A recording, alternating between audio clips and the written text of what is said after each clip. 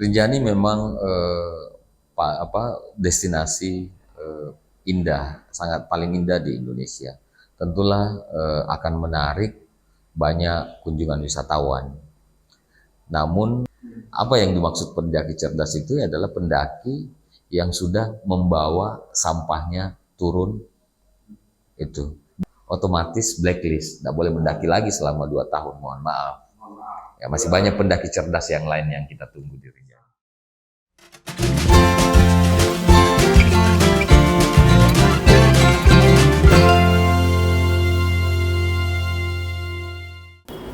Halo Tribuners, Assalamualaikum warahmatullahi wabarakatuh. Kembali lagi di acara bincangtribunlombok.com. Kali ini kita akan membahas soal Gunung Rinjani. Pada kesempatan kali ini sudah hadir bersama kita Kepala Balai Taman Nasional Gunung Rinjani, Bapak Dedi Asriyadi atau yang akrab disapa Daeng Dedi. Bagaimana kabarnya Pak?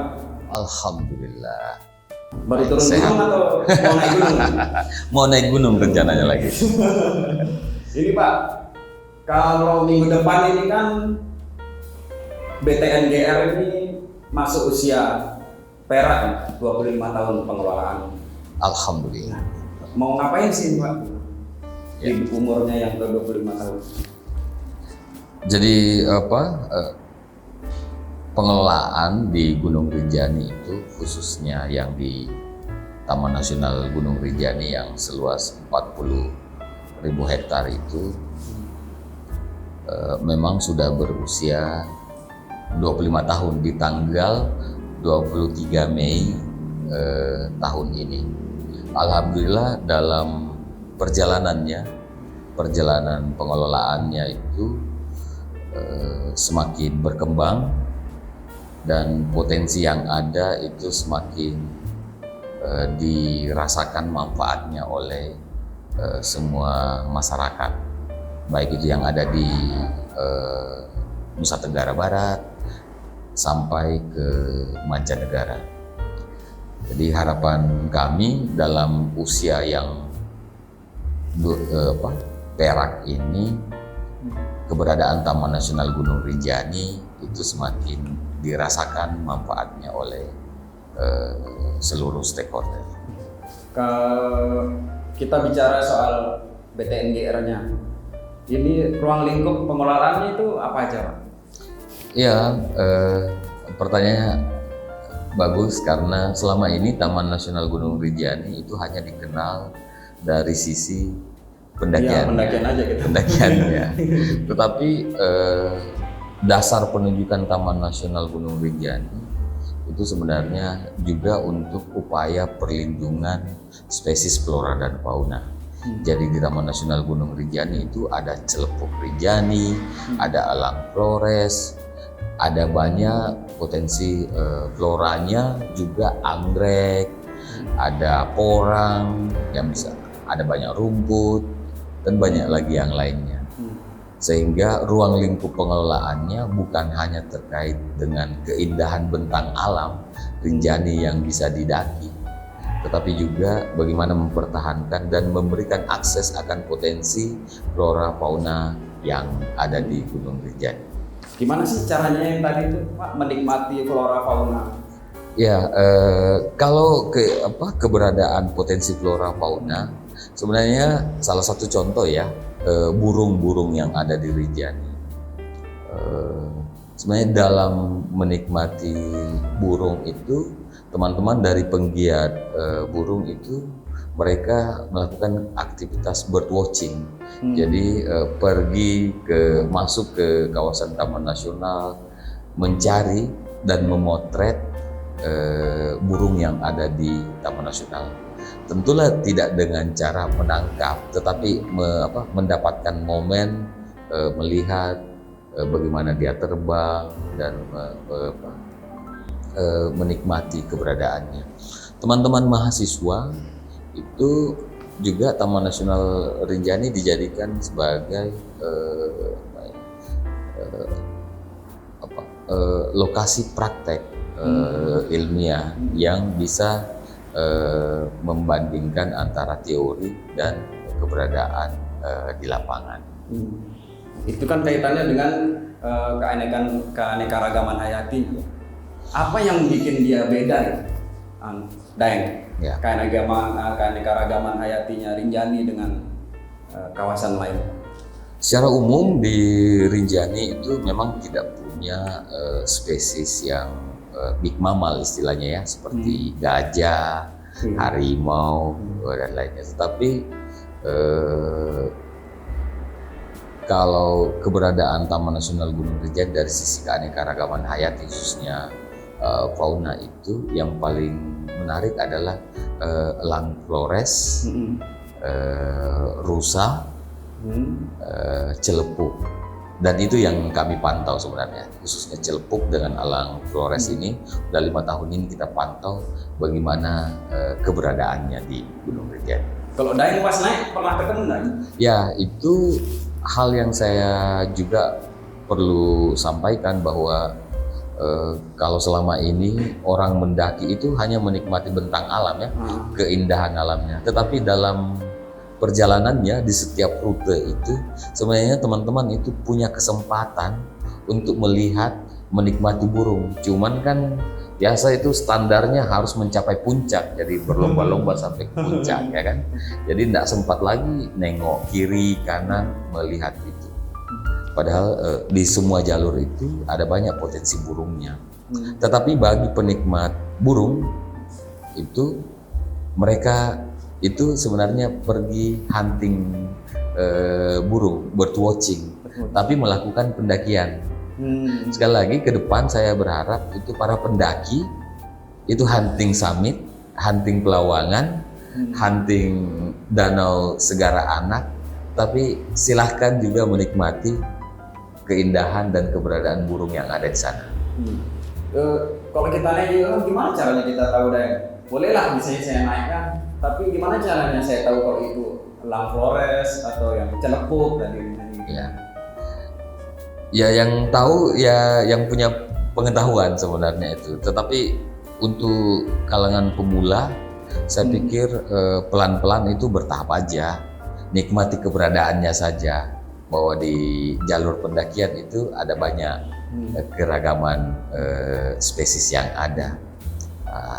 Mendaki keduanya kan itu sudah bisa persiapannya itu searching di Google aja, oh ya seperti itu, atau datang ke kantor Taman Nasional untuk mendapatkan data jenis burung yang ada di Taman Nasional.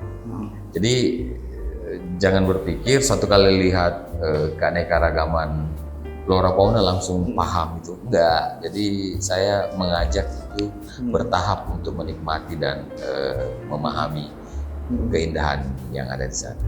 Oke, berarti kalau naik gunung cuma nyari puncaknya aja itu udah mainstream gitu ya? Mainstream banget. Sambil lihat burung, lalang Flores dan yang lain itu baru luar biasa. Ya. Berarti ini kan Rinjani menyimpan banyak potensi. Ya.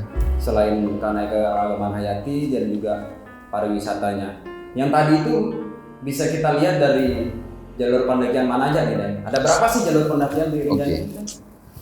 Jadi sejak tahun 2020 jalur wisata pendakian di Gunung Rinjani itu sudah ada 6. Sembalun, Senaru, Aikberi, Timbanu. Tambahannya itu adalah Torean dengan Tete Batu. Jadi sudah ada 6. Ada 6. Ya. Kalau kita identifikasi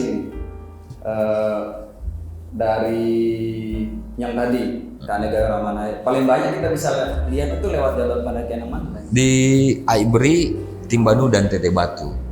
Justru bukan jalur yang favorit itu. Iya, iya. Jadi sekarang saya mengajak ke teman-teman yang mau menikmati keindahan Rinjani itu melirik dan melakukan aktivitas pendakian itu di Aikberi, Timbanu dan Tete Batu. Pasti akan mendapatkan sensasi lebih dari yang anti mainstream ya.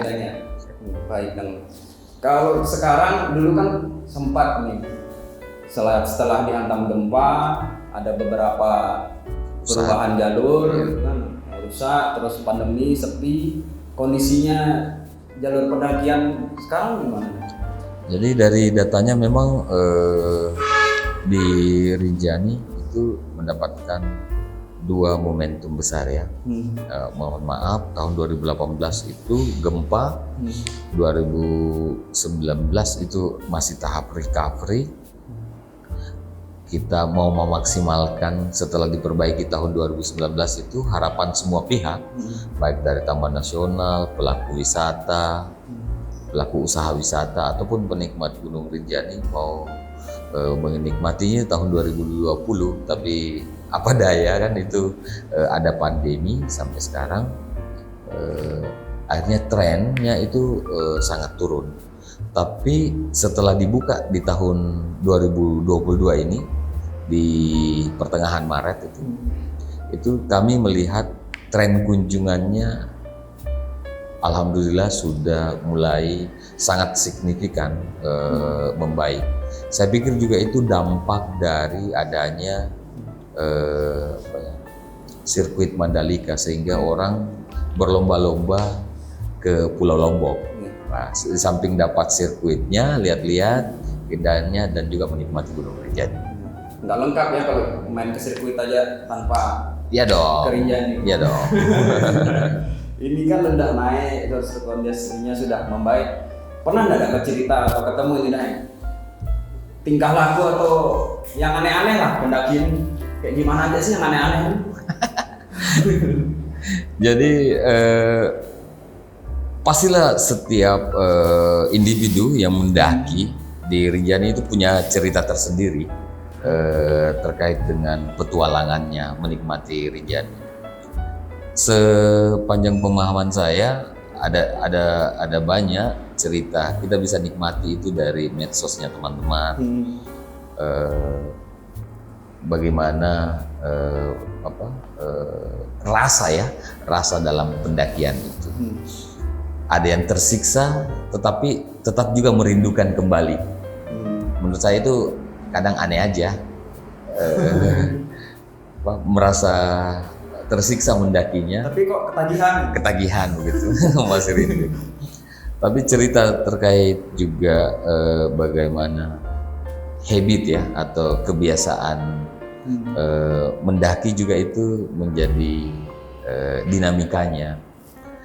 Ada yang tersesat, ada yang menyesatkan diri, ada yang berlama-lama, ya kan? Berlama-lama di Danau Segara Anak, sampai lupa, sampai batas harus waktunya. batas waktu, terpaksa harus blacklist. Kayaknya ada yang nama besar dulu. Ya, Anggap. gitu ya. Jadi banyak cerita, tetapi di poin di kami di pengelola Taman Nasional bahwa para pengunjung Rinjani itu adalah generasi muda. Jadi menghadapinya itu dengan mendidiknya, bukan menghukum. Itu mungkin poin penting. Jadi memperkenalkan bahwa di Rinjani kita mendidik, bukan selalu terkait hukuman. Karena yang mendaki Gunung Rinjani adalah generasi muda ke depan. Berarti ada pergerakan berarti ini, Daeng. Misalnya 25 tahun ya BTNBR mengelola. Misalnya dari dulu sampai sekarang ada pergerakan di sana. Biasanya mungkin yang dulu yang sudah profesional atau yang umurnya udah settle gitu 30-an, terus sekarang jadi yang muda-muda begitu deh. Ya, saya terima kasih ya. Saya cerita pengalaman pribadi aja. Istri saya itu mendaki ke Gunung Rinjani waktu masih mahasiswa itu tahun 97. Dari Jogja itu pakai kerel yang ya setinggi inilah. Sekarang ini tahun 2019 saya mendaki itu pakai depek kecil aja.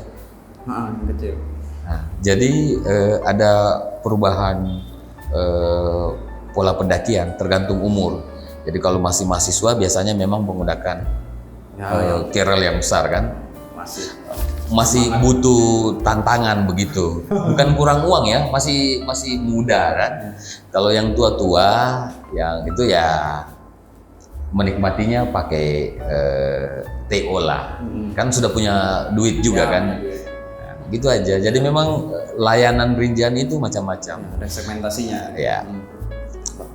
Ada masyarakat lokal, pendaki tradisional, ada yang pergi berobat juga Gitu. lokal, ada yang hanya pergi mancing, ada yang menaklukkan egonya, ada macam-macam. Yang berobat itu kayak gimana ya, Dek? Oh ya, di Gunung Rinjani, memang kan bagi sebagian orang itu adalah lokasi yang sakral, dan ada segmen masyarakat lokal di Rinjani itu yang mendaki untuk tujuan-tujuan spiritual. Makanya tagline kami yang baru itu adalah The Beauty of Nature and Culture, karena kami sangat merecognize bahwa ada culture yang kuat di Rinjani yang harus diharmonisasi dengan keindahan the beauty of nature dari Rinjani. Ada kecantikan dari kebudayaan Rinjani yang melingkupi Taman Nasional itu. Baik. Ya, bagi masyarakat NTB atau Lombok khususnya, ini kan Gunung Rinjani ini sudah semacam identitas. Ya. Selain itu, kalau dirunut ke belakang sampai sekarang pun dia sebagai peradaban, ya, saksi peradaban bagaimana tumbuhnya masyarakat dan tempat bergantungnya masyarakat juga Rinjani. Lalu bagaimana ini, Daeng, aspek konservasinya, pelestarian lingkungannya itu? Iya. Kalau mungkin pemahaman yang dulu itu selalu setiap hal dipertentangkan. Kalau di saya membawa mengharmonisasi setiap perbedaan itu. Makanya kami, yang saya ulangi lagi, tagline kami itu sekarang adalah tagline kita. Itu adalah The Beauty of Nature and Culture. Jadi unsur kebudayaan yang melingkupi Rinjani sebagai pusat kebudayaan, sebagai pusat peradaban. Lombok itu harus direcognize dan menjadi terintegrasi dalam menjaga kelestarian kawasannya. Itu pekerjaan yang susah sebenarnya, tetapi kalau kita bareng-bareng itu akan membuat integrasi pengelolaan yang lebih keren.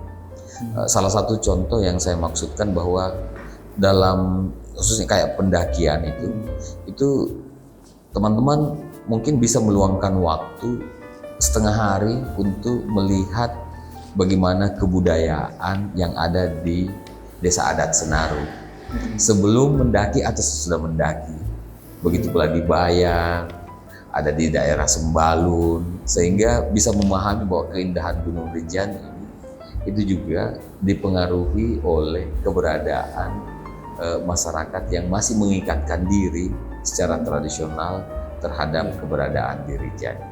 Kami menawarkan itu dan eksistensinya masih ada. Jadi Rinjani itu, ke Gunung Rinjani itu tidak cuma sekadar puncak, turun, selamat, pulang gitu. Tapi di sana kita juga ikut merawat kelestarian budaya masyarakat di sekitarnya. Gimana caranya kita sebagai orang yang mendaki lah paling tidak? Sekali lagi saya mau menyampaikan bahwa perjalanan ke Rinjani kan semakin hari ini harus dimaknai bahwa itu adalah perjalanan wisata. Selayaknya kita ke tempat orang, seharusnya kita itu mencari literatur terkait lokasi yang dituju. Dan sekarang sangat mudah mencari apa sih Rinjani itu, bagaimana masyarakat di sekitarnya, sehingga pada saatnya tiba di Rinjani, bagi orang luar Lombok itu menjadi penting, mungkin akan spend waktu 1 hari untuk menambah liburannya dan menikmati masyarakat yang ada di sekitar lingkar Rinjani. Sedangkan saya harap untuk generasi muda Lombok itu juga bisa kembali melihat akar budaya yang masih hidup. Bisa jalan-jalan ke Desa Senaru melihat kehidupan itu, karena itu adalah akar masyarakat Sasak di Lombok. Sehingga nanti bisa memikirkan kembali bahwa ternyata kebudayaan itu sangat penting yang akan menciptakan peradaban ke depan. Jadi saya selalu bilang itu menjaga Gunung Rinjani itu akan menjaga peradaban Lombok. Baik, itu dia kuncinya, Daeng. Ini Daeng, ini kan berkaitan Rinjani sebagai gunung tadi dan masyarakat yang di sekitarnya. Itu kan saling berkaitan kan? Ya. Bagaimana kita meningkatkan peran serta masyarakat sekitar itu untuk merawat Rinjani dan kebudayaan yang akhirnya nanti kembali ke peningkatan kesejahteraan mereka. Mumpung 25 tahun ya usia Rinjani, saya mau menyampaikan bahwa sejarah panjang keterkaitan masyarakat Lingkar Rinjani dengan Taman Nasional Gunung Rinjani itu sangat kental ya. Khusus untuk bagaimana pelibatan masyarakat, baik itu sebagai pelaku wisata Gunung Rinjani, itu kami mencatat itu ada sekitar 130 trekking organizer yang berdaya di Gunung Rinjani yang menjadi pemandu. Ada sekitar 1000 itu TO dan porter yang menggantungkan hidupnya. Tapi poin pentingnya sekarang itu adalah bagaimana pelaku wisata juga itu berkontribusi untuk menjalankan aktivitasnya tetapi tetap menjaga keberadaannya. Salah satu contoh yang lagi hangat pembicaraannya itu adalah bagaimana keterlibatan porter, guide, dan TO itu untuk menjaga eksistensi kebersihan Gunung Rinjani. Teman-teman TO juga harus berkontribusi maksimal untuk memastikan tamu itu membawa sampah-sampah dari aktivitas pendakian itu dibawa turun. Itu bisa dilakukan oleh porternya masing-masing. Dan dari laporan yang ada itu memang inisiatif para TO, porter dan guide itu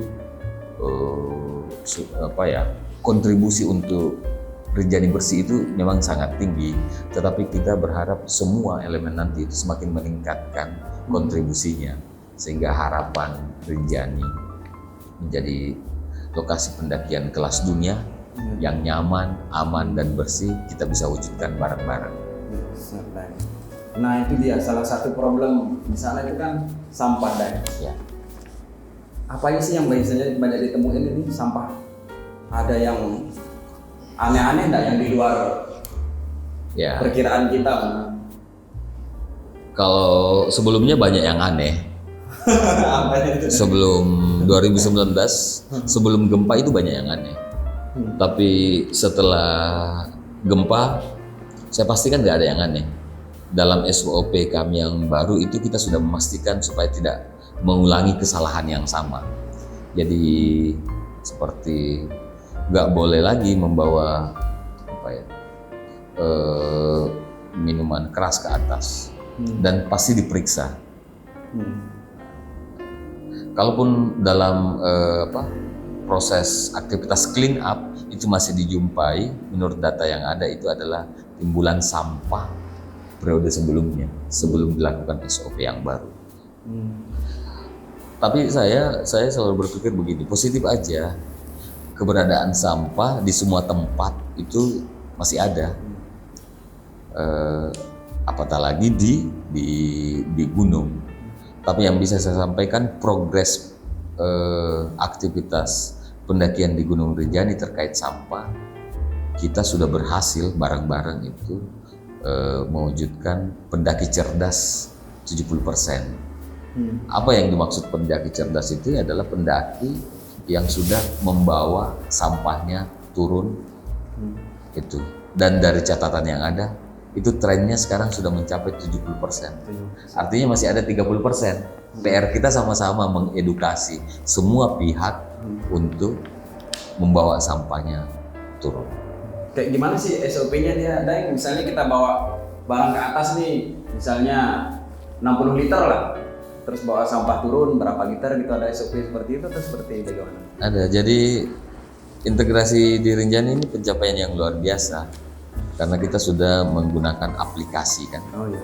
Satu aplikasi untuk mewujudkan 4.0 pengelolaan Rinjani. Kalau saya selalu menyebutnya itu at the end Rinjani kelas dunia itu kita harus mewujudkan Rinjani dalam genggaman. Jadi semua informasi itu ada dalam genggaman kita. Salah satu yang kita bangun selama 3 tahun, 4 tahun terakhir ini adalah memastikan bahwa sistem pembelian tiket itu sekarang sudah e-ticketing melalui aplikasi Rinjani. Kemudian tahun lalu kita maksimalkan bahwa e-ticketing itu harus terintegrasi dengan asuransinya, sudah berhasil.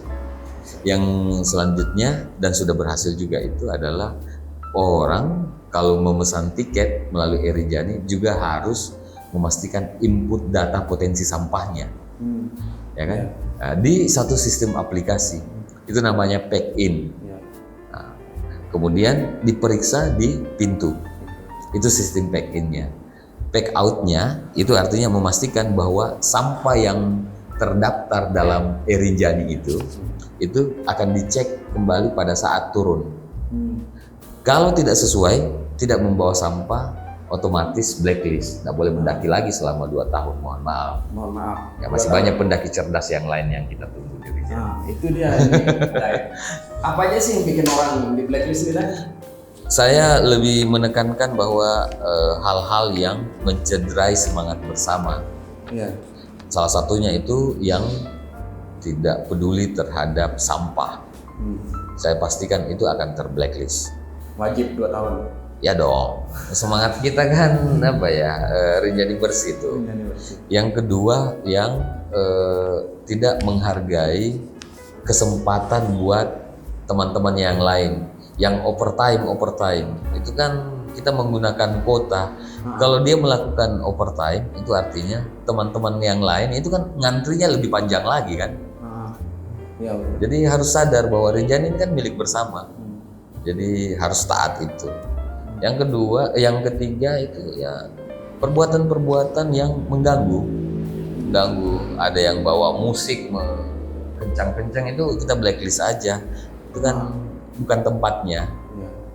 Hal-hal yang seperti itu diatur dalam SOP dan di aplikasi Rinjani itu sudah tertera sisa membaca.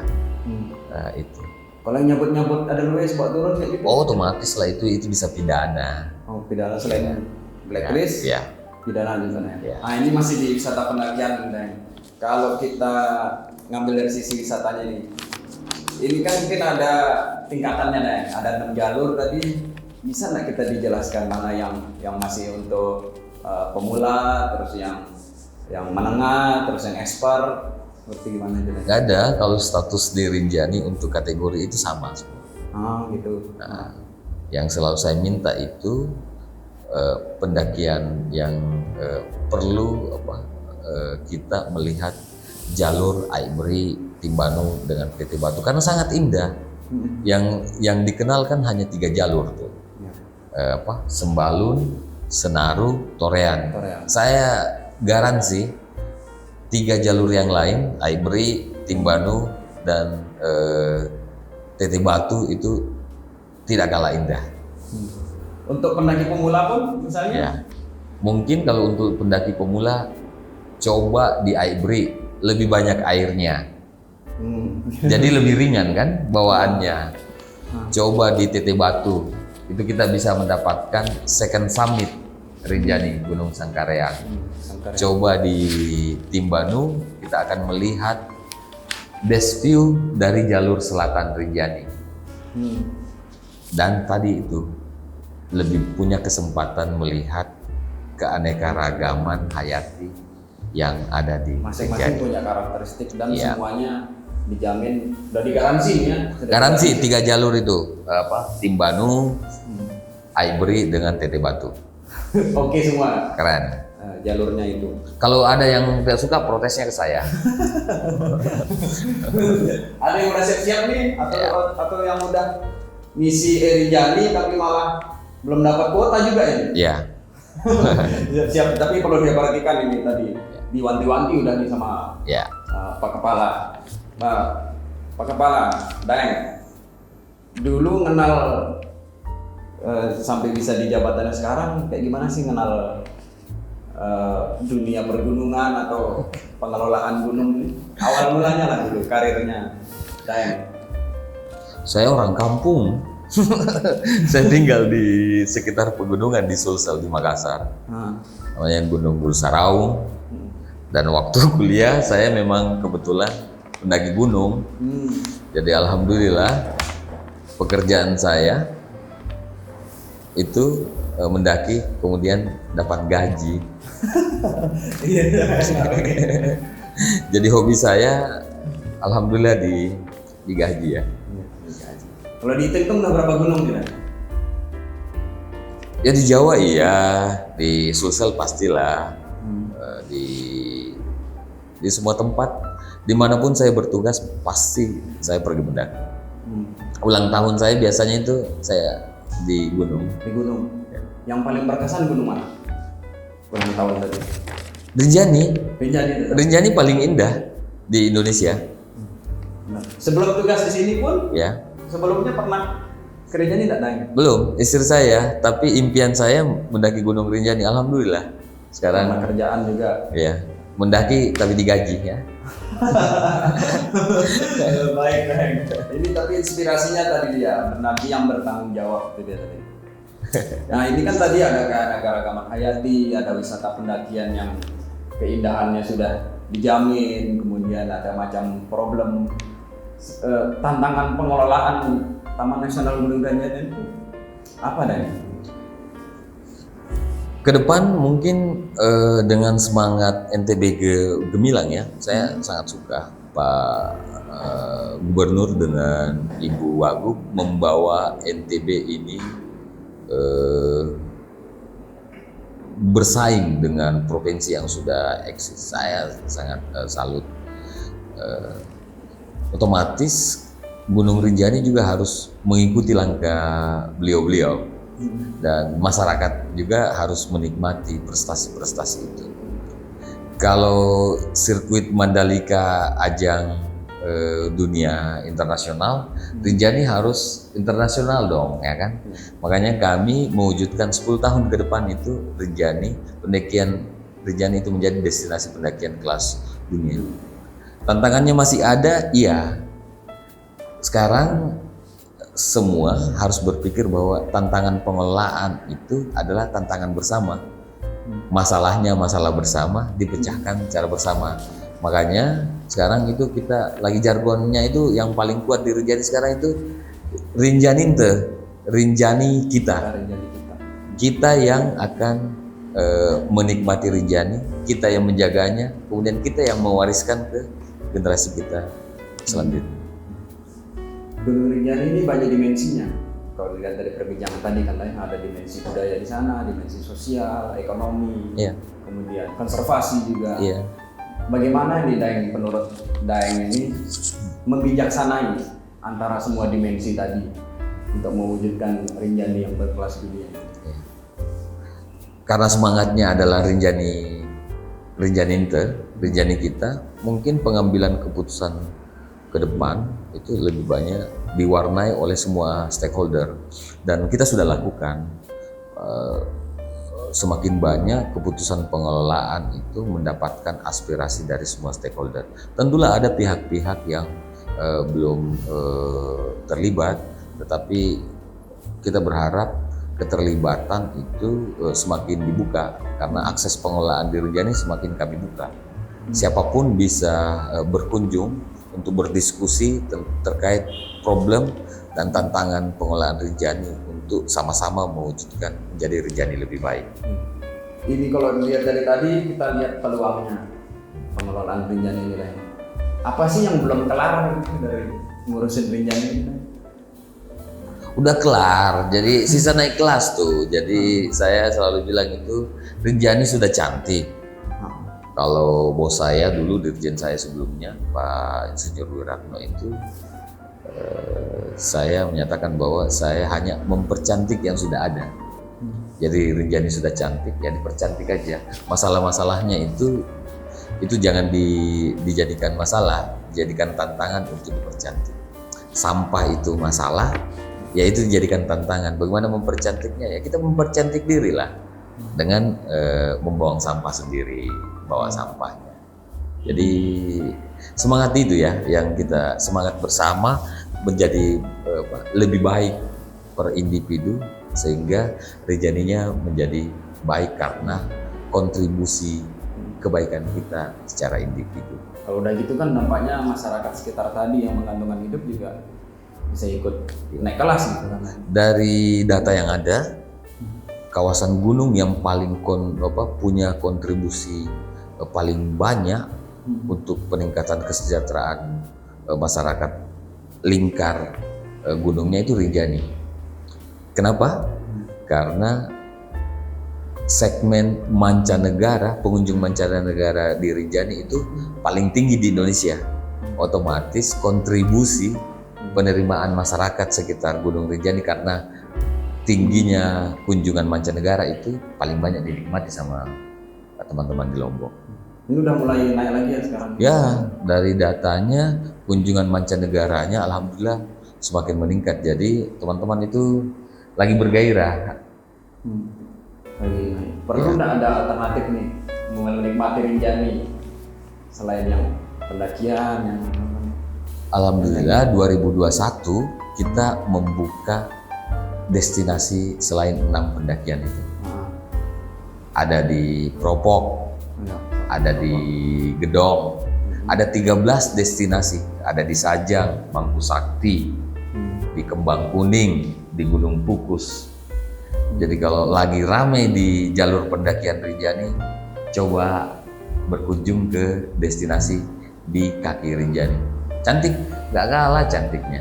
Teman-teman bisa berkunjung ke Propok, Gedong, Gunung Pukus, Joben, dan lain-lain. Oke, dan sebagai resolusi apa yang bisa disampaikan Indah untuk para pendaki atau calon pendaki, kemudian untuk masyarakat di sekitar? Ya, mungkin buat teman-teman semua, Rinjani memang destinasi indah, sangat paling indah di Indonesia. Tentulah akan menarik banyak kunjungan wisatawan. Namun kami sangat berharap bahwa Rinjani tetap terjaga kelestariannya. Bagaimana memberlakukan kunjungan wisata yang aman, nyaman itu sekarang ini kita bersepakat untuk menggunakan kuota yang akan memastikan teman-teman itu mendaki Rinjani sesuai dengan daya dukung, daya tampungnya.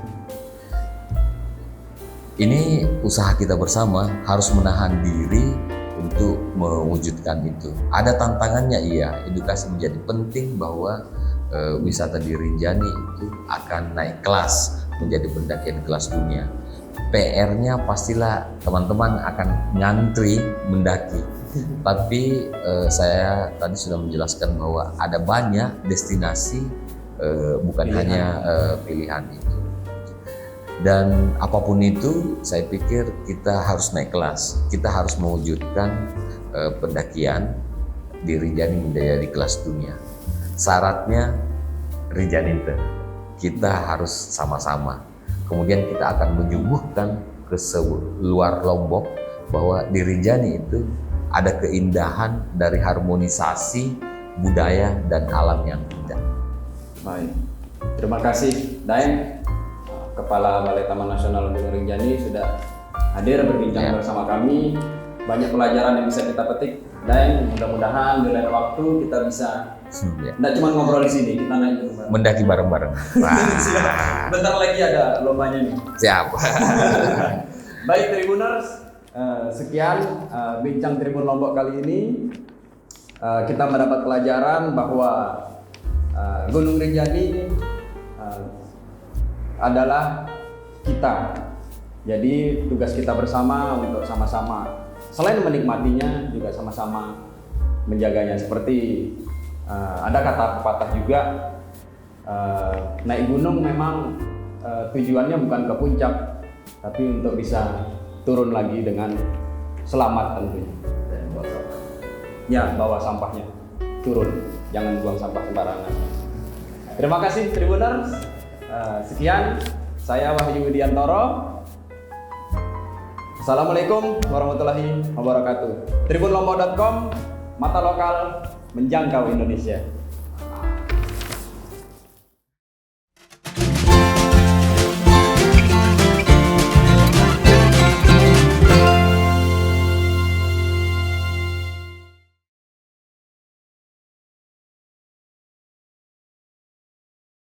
Terima kasih sudah nonton.